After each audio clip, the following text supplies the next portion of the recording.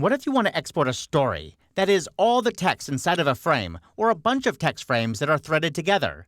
The trick is to place the text cursor inside that frame before you choose Export from the File menu. I'll double-click on this text frame, and you can see the text cursor flashing in there.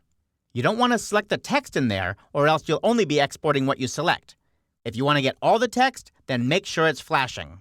Now, we'll export this by going to the File menu and choosing Export. I have two different options for exporting my text, and I'll choose them from the Format pop-up menu. The first is Text Only. This is a great way to get your text with no formatting at all. It just strips out all the fonts and size and all of that. You just get text. Rich Text Format, otherwise known as RTF, is a format that many word processors know how to read. So you can export an RTF file and then open it in Microsoft Word. Now there's actually one other text formatting option here, all the way at the very top. Adobe InDesign Tagged Text. Tagged text is a good format, but only InDesign can read it. This might be useful if you're trying to export text out of one InDesign file and then import it into a different InDesign file.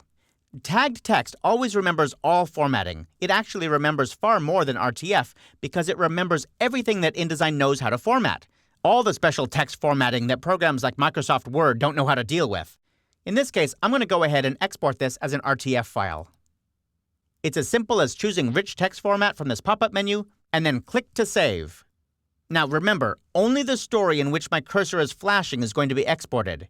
There are times that you want to export all the stories from your document, and in order to do that, you need to use a special InDesign script.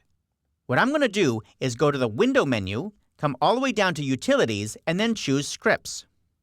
That opens the Scripts panel, and inside this Scripts panel are all the scripts that ship with InDesign. I'm going to look inside this Application folder by clicking this little triangle, and then I'm going to click on Samples, and then I'm going to open JavaScript. Now this folder is full of all kinds of goodies, but I'm just going to focus on one, called Export All Stories. It's really easy to run a script. All you have to do is double-click on it. I'll double-click on it, and it'll ask me which of these three formats do you want to export as. Maybe you want to get everything out as text only. Okay, that's fine. I'll click OK, and InDesign asks me where I want to save them.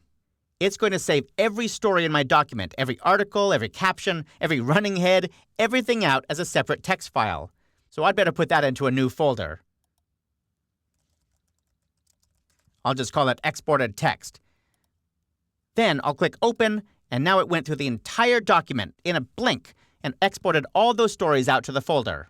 This script is very efficient, but it does not give you much control. So I want to point out that if you need a lot of control, if you had to export documents a lot, I'd recommend looking at a plugin, an InDesign plugin called Rorohiko Text Exporter. And you can find that at rorohiko.com/text exporter.